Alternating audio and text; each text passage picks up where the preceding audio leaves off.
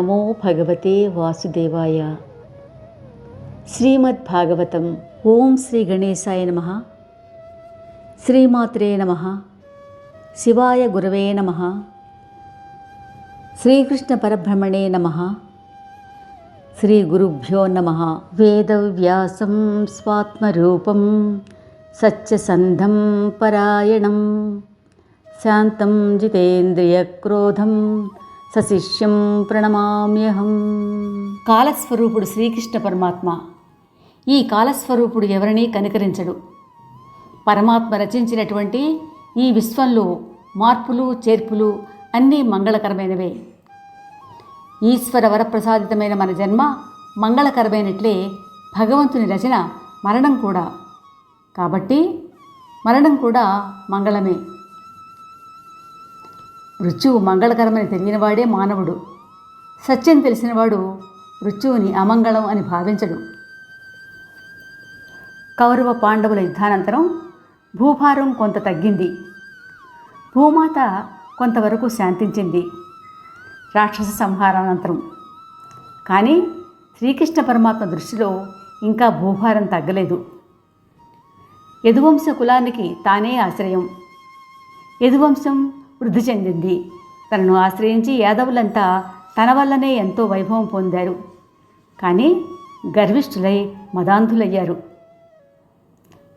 వారి కులానికి తానే ఆశ్రితుడు అవడం వల్ల తన వల్ల గర్విష్ఠులు మదాంధులైనటువంటి యాదవులు నశింపరు. అందుకని కృష్ణ పరమాత్మ తన రచనలో భాగంగా వారిలో వారికి కలహం పుట్టించి బ్రాహ్మణుల వల్ల శాపగ్రస్తులు అయ్యేటట్లు చేసి సాంబుని కడుపు నుంచి ముసలం పుట్టించి తద్వారా యాదవకుల నాశనం జరిగేటట్లుగా చేశాడు. సుఖమహర్షి పరీక్ష మహారాజుకు యాదవకుల క్షయం గురించి చెప్పిన విషయం నిన్నటి రోజున మనం విన్నాం. ఈ గర్విష్ఠులైన యాదవుల సంహరణార్థం శ్రీకృష్ణ భగవానుడు తన దర్శన భాగ్యాన్ని నోచుకుని సంతుష్టులైనటువంటి విశ్వామిత్రాది మునులను ద్వారకకు అతి సమీపంలో ఉన్న పిండారక క్షేత్రానికి వెళ్ళమని ఆదేశిస్తాడు. స్వామి ఆదేశానుసారం వారు వెళ్తూ ఉండగా యాదవ కుమారులైనటువంటి సాంబుడు మొదలైన వారు పవిత్రాత్ములైనటువంటి ఆ మహర్షులతో పరిహసించదలిచి శాపగ్రస్తులై కులనాశనానికి కారణమయ్యారు. కాబట్టి సాధువులను నిందించరాదు, పరిహాసం చేయకూడదు. సాధువులను నిందించడం వల్ల వచ్చిన కష్టాన్ని భగవానుడు కూడా తీర్చలేడు. ఇక తరువాత కథలోకి వెళ్దాం. తారల నిన్నగవచ్చును భూరేణుల లెక్క వెట్టన్ బోలును ధాత్రిన్ నారాయణ గుణకథనము లారయ వర్ణింపలేరు హరబ్రహ్మాదుల్. శ్రీహరి అనంత కళ్యాణ గుణసంపన్నుడు, అప్రమేయుడు. శ్రీహరి గుణములను లెక్కింప ఎవరికీ సాధ్యము కాదు. అలా ప్రయత్నించువాడు అజ్ఞుడే కానీ విజ్ఞుడు కారేరడు. శ్రీమద్భాగవతం 11వ స్కంధం 2వ అధ్యాయం. భక్తితో వసుదేవుడు అడుగగా నారదుడు నిమి మరియు యోగీశ్వరుల భగవత్ సంబంధమైన ధర్మం వర్ణించుట. శ్రీ సుఖమహర్షి చెప్తున్నాడు. ఓ పాండవ కులభూషణ పరీక్ష మహారాజా, గోవిందుడి ద్వారా రక్షించబడుతున్న ద్వారకాపురిలో ఆయన భక్తితో ఉపాసించే నారద మహర్షి నిరంతరం నివసిస్తూ ఉండేవాడు. ఎందుకంటే శ్రీకృష్ణ భగవానుడిని ఉపాసించకుండా భక్తి లేకుండా ఉండే పురుషులు నివసించని ప్రదేశం ఏదైనా ఉంటుందా? ఆయనని ఎవరు పూజించకుండా ఉంటారు? ఏ చరణార విందాలని బ్రహ్మ మొదలైన వారు సదా సేవిస్తూ ఉంటారో అటువంటి భగవంతుడిని ఎవరు భజించకుండా ఉంటారు? ఒకరోజు దేవర్షి నారదుడు వసుదేవుడి ఇంటికి వెళ్ళగా ఆయనని సుఖాసనం పైన కూర్చోబెట్టి ప్రణామం చేసి వసుదేవుడు అడిగాడు, ఓ మహర్షి, ఎలాగైతే తల్లిదండ్రులు వస్తే పిల్లలు ఆనందిస్తారో మరియు ఎలాగ భగవంతుడి మార్గంలో పయనించే మహాత్ములు రావడం కళ్యాణదాయకమో అదేవిధంగా సాక్షాత్తు నారాయణ స్వరూపులైన మీరు దయచేయడం కూడా ప్రాణుల కళ్యాణం కోసమే కదా. దేవతల చరిత్ర జీవులకు సమృద్ధిని కలగజేస్తుంది. ఇంకా అధిక వర్షాలు మొదలగు వాటి వల్ల కలిగిన కష్టాలను కూడా అనుభవింపజేస్తుంది.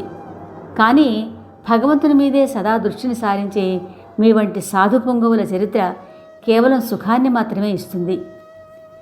దేవతలు సుఖాన్ని ఇస్తారు, కానీ ఎవరు ఎంత పూజిస్తారో వారికి తదనుగుణంగానే సుఖాన్ని ప్రసాదిస్తారు. ఎందుకంటే పురుషుడు ఎన్ని మంచి పనులు చేస్తాడో అలాగే వాటి వ్యతిరేక పనులు కూడా చేస్తాడు. ఈ విధంగా పురుషుడు ఎంత మరియు ఎలా కర్మలు చేస్తాడో దేవతలు అలాగే మరియు అంతే ఫలాన్ని ఇవ్వగలుగుతారు. కానీ మీలాంటి సాధుపురుషులు మాత్రం దీనులపై దయావంతులైన కారణంగా సేవ చేయకుండానే సర్వోత్తమమైన ఫలాన్ని ఇస్తారు. ఓ మహర్షి, ఇలా వచ్చినంత మాత్రం చేతనే మేము కృతార్థులమయ్యాము. అయినా మిమ్మల్ని భగవత్ సంబంధమైన ధర్మాలని అడుగుతాను. ఏ ధర్మాల గురించి పురుషుడు శ్రద్ధగా విని సంసార బంధాల నుంచి విముక్తి పొందుతాడు? భగవంతుని మోహంలో పడి మొదట్లో మేము పుత్రుల కోసం ఆయనని ఆరాధించాము, కానీ ముక్తి కోసం ఆరాధించలేదు. అందుకని ముక్తి పొందడం కోసం మిమ్మల్ని అడగాల్సి వస్తుంది. హే మునీంద్ర, మీ దయతో ఈ విచిత్రమైన దుఃఖాలు కల మరియు ఎల్లవేళలా భయంతో నిండిన సంసారం నుంచి ఎటువంటి శ్రమ లేకుండా ముక్తిని ప్రసాదించే ఉపాసనా మార్గాన్ని ఉపదేశించండి. ఆ విధంగా వసుదేవుడు అడిగిన తర్వాత ప్రసన్నతతో నారద మహర్షి ఇలా చెప్పాడు. ఓ యాదవోత్తమ, నువ్వు అందరినీ పవిత్రం చేసే భగవద్ధర్మాన్ని అడుగుతున్నావు. ఇలా ఆలోచించి అడిగి మంచి పని చేశావు. ఈ ధర్మాన్ని వినినందువల్ల, స్మరించినందువల్ల, శ్రద్ధతో ఆచరించినందువల్ల, ధ్యానం వల్ల, సంపదని దానం చేయటం వల్ల శీఘ్రంగా సంపూర్ణ జగత్తులోని పాతకజనులు పవిత్రులైపోతారు. ఇప్పుడు నీకు ఒక ప్రాచీన ఇతిహాసం వినిపిస్తాను, శ్రద్ధగా విను. స్వయంభువ మనువుకి ప్రియవ్రతుడు అనే పుత్రుడు ఉదయించాడు.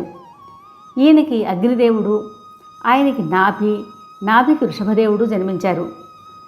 భగవంతుని అంశరూపుడైన వృషభదేవుడు మోక్ష సంబంధమైన ధర్మాలని చెప్పాలనే కోరికతో అవతరించాడు. ఈయనకి 100 మంది పుత్రులు కలిగారు. వీరందరూ వేదాలలో ఆరితేరిన వారే.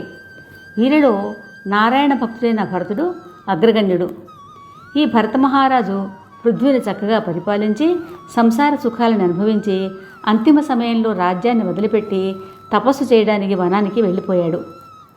ఆయన శ్రీహరిని ఉపాసిస్తూ 3 జన్మలలో హరిపదవిని పొందాడు. మిగతా 99 పుత్రులలో 9 మంది పుత్రులు ఈ భరతఖండంలో 9 ద్వీపాలకి అధిపతులయ్యారు. మరియు 81 మంది పుత్రులు కర్మ మార్గాన్ని అవలంబించి బ్రాహ్మణులయ్యారు. మరియు మిగతా 9 మంది పుత్రులు ఇక్కడ భాగవత మునులుగా ఉండి పరమార్థాన్ని ఉపదేశిస్తూ ఆత్మజ్ఞానం యొక్క అభ్యాసంలో తత్పరులై దిగంబర వేషంలో ఉండి ఆత్మవిద్యలో నిపుణులయ్యారు. వీరి పేర్లు కవి, హరి, అంతరిక్షుడు, ప్రబుద్ధమానుడు, పిప్పలాయనుడు, అవిర్హోత్రుడు, ద్రుమిలుడు, చమనుడు, కరభాజనుడు. వీరందరూ సృష్టిని భగవద్రూపంగానే చూడసాగారు. స్థూల రూపాలని, సూక్ష్మ రూపాలని కూడా ఆత్మకి భిన్నంగా చూడసాగారు. వీరు ఆత్మరూపాన్ని చూస్తూ భూమిపైన విహరించసాగారు. ఒకనాడు ఈ మునులు ఋషులచే పొగడబడేవాడు, ఉదారచిత్తుడు అయిన జనకుడు అనే రాజు చేస్తున్న యజ్ఞానికి వెళ్ళారు. సూర్య తేజస్సుతో ప్రకాశిస్తున్న ఈ పరమ వైష్ణవులను చూసి అందరూ లేచి నుంచున్నారు. వీరు శ్రీమన్నారాయణుని యొక్క పరమ భక్తులను తెలుసుకొని ఆ రాజువారికి అర్ఘ్యపాద్యాదులు వసగి ఉచితాసనాల మీద కూర్చోబెట్టి నమస్కరించి ఇలా అన్నాడు. నేను మిమ్మల్ని సాక్షాత్తు భగవంతుడి పార్షదులుగానే నమ్ముతాను. ఎందుకంటే ఆ భగవానుడి పార్షదులు లోకులకు పవిత్రతని చేకూర్చడం కోసం సర్వత్రా విహరిస్తూ ఉంటారు.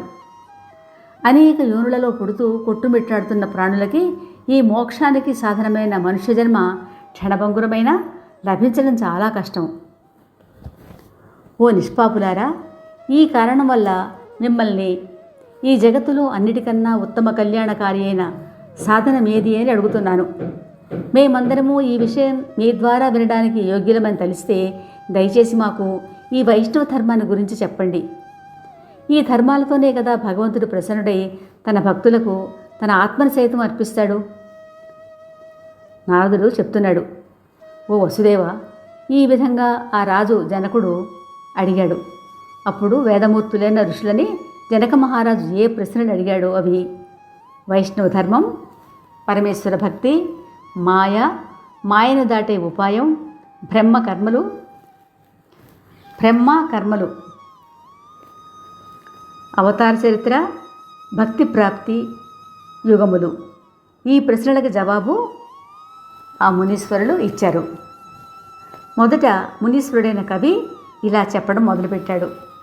ఓ రాజా, శ్రీహరి పాదపద్మాలను ఉపాసించడం వల్ల అన్ని రకాల భయాలని దూరం చేసుకోవచ్చు. అలా చేస్తే దేహం మొదలైన వాటిపై గల మమకారాలని వదిలిపెట్టి భయాల నుంచి మనిషి విముక్తి చెందుతాడు. ఇదే మునుడు చెప్తూ వస్తున్న వైష్ణవ ధర్మం. ఆ ధర్మాన్ని ఆశ్రయించిన వారికి ఎప్పుడూ విఘ్నాల పీడ ఉండదు. అటువంటి వారు కళ్ళు మూసుకుని పరిగెత్తినా కింద పడిపోరు.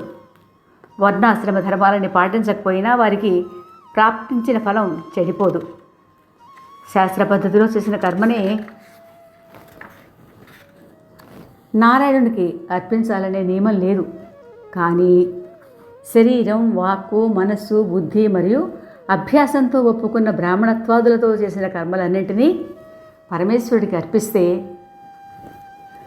అన్ని శారీరక క్రియలు ఆచరించినట్లు అవుతుంది. అజ్ఞానం అనేది పరమేశ్వరుని పైన విముఖత వల్ల ఏర్పడుతుంది. మరియు ఆ అజ్ఞానం వల్ల నేను, నా దేహం అనే భావన కలుగుతుంది. ఇటువంటి భావనతో భయం ఉత్పన్నం అవుతుంది. ఈ కారణం వలననే గురువే ఈశ్వరుడు మరియు ఆత్మ అని భావించి భయానికి మూల కారణం అయిన మాయకి నియంత అయినటువంటి ఈశ్వరుడిని అనన్య భక్తితోనూ ఇంకా జ్ఞానులను ఆరాధించడం యోగ్యమైన పని. ఆకాశం, గాలి, అగ్ని, జలం, భూమి, నక్షత్రాదులు, జ్యోతి, జీవులు, జంతువులు, దిశలు, వృక్షాదులు, నదులు, సముద్రాలు, ఇంకా మిగతావి ఏవేపు ఉన్నాయో అవన్నీ కూడా భగవత్ స్వరూపాలను తెలుసుకుని అనన్యభావంతో ప్రణామం చేస్తే అలా చేసిన వారు వైష్ణవ లక్షణాలు ఉన్నవారుగా పరిగణించబడతారు. పురుషుడి ప్రేమ లక్షణమైన భక్తి, ప్రేమకి ఆశ్రయ రూపమైన శ్రీకృష్ణ భగవానుడి స్ఫూర్తి మరియు ఇల్లు మొదలగు వాటిపైన వైరాగ్యం అనే 3 విషయాలు ఆరాధించే సమయంలో ప్రకటితమవుతాయి. ఎలాగ రుచికరమైన ఆహారం తింటే సుఖం పెరుగుతూ పరమసుఖం కలుగుతుందో అలాగే ఆరాధించడం వల్ల భక్తి పెరుగుతూ పరమభక్తి ప్రాప్తిస్తుంది. రాజా, జనకుడు మళ్ళీ అడిగాడు, హే ఋషులారా, భగవద్భక్తులు ఏ ధర్మంపైన నిష్ఠతో ఉంటారు? దాని స్వభావం ఎలా ఉంటుంది? మరియు వారు ఏ చిహ్నాలు ధరించి భగవంతుడికి ప్రియులవుతారు? ఆయన ప్రశ్నలకి ఆ మునులలో 2వ వాడైన హరి యోగీశ్వరుడు ఈ విధంగా సమాధానం చెప్పాడు. ఓ రాజా, ఎవరైతే తనని అన్ని ప్రాణులలోనూ బ్రహ్మరూపంగా ఉన్నాను అని చూస్తాడో, తనలోనే బ్రహ్మరూపంగా ఉన్న దాంట్లో అందరు ప్రాణులను చూస్తాడో అటువంటి పురుషుడిని ఉత్తమ వైష్ణవుడు అని పిలుస్తారు. ఈశ్వరుడిని ప్రేమిస్తూ భగవంతుని భక్తులని కూడా ప్రేమిస్తూ ఆకలితో ఉన్నవారిపైన దయ చూపిస్తూ మరియు శత్రువులను ఉపేక్షించేవాడిని మధ్యమ వైష్ణవుడు అని అంటారు. ఎవరైతే ప్రతిమ రూపాలపైన శ్రద్ధను చూపిస్తూ ఉంటారో మరియు ఎవరికి తోటి జీవులపైన అలాగే భక్తులపైన శ్రద్ధ లేదో వారిని ప్రాకృత వైష్ణవులు అని పిలుస్తారు. ఇప్పుడు ఉత్తమ వైష్ణవుల లక్షణాలు చెప్తాను. శరీర ధర్మాలు, జనన మరణాలు, ఇంద్రియ ధర్మాలు, శ్రమ, ప్రాణధర్మాలు, ఆకలి దప్పులు, మనస్సు ధర్మాలు, భయము మరియు బుద్ధి ధర్మాలు, ఆశ అనే ధర్మాలతో ఎవరు మోహం చెందరో, నిరంతరం ఎవరు శ్రీహరినే స్మరిస్తూ ఉంటారో వారు ఉత్తమ వైష్ణవులుగా పిలువబడతారు. ఏ పురుషుడి జన్మ ఉత్తమ కులంలో జన్మ, తపము మొదలైన కర్మలు వర్ణాశ్రమాలు మరియు జాతితో పాటు ఈ శరీరంలో అహంకారం అనేది లేకపోవడం గల పురుషుడు ఉత్తమ వైష్ణవుడుగా భగవంతుడికి ఇష్టడవుతాడు. ఎవరైతే కేవలం నామమాత్రంగానైనా కథను విని ఆ పాప సమూహాలని నాశనం చేసే భగవంతుడిని తమ హృదయాల నుంచి ఛేదించరో వారిని కూడా ఉత్తమ వైష్ణవులు అంటారు. ఇది శ్రీమద్ భాగవతంలో ఏకాదశ స్కంధంలో 2వ అధ్యాయం. రేపు ఇదే సమయానికి శ్రీమద్ భాగవతంలోని ఏకాదశ స్కంధంలో 3వ అధ్యాయం నిమి ప్రశ్నలు మునుల జవాబులు మన మోహనవాణి ద్వారా విందాం. శ్రోతలకు ధన్యవాదాలు. మోహనవాణి తెలుగు పోడ్కాస్ట్ ఛానల్ని లైక్, షేర్, సబ్స్క్రైబ్ చేయండి. ప్రక్కనున్న గంటను మ్రోగించండి.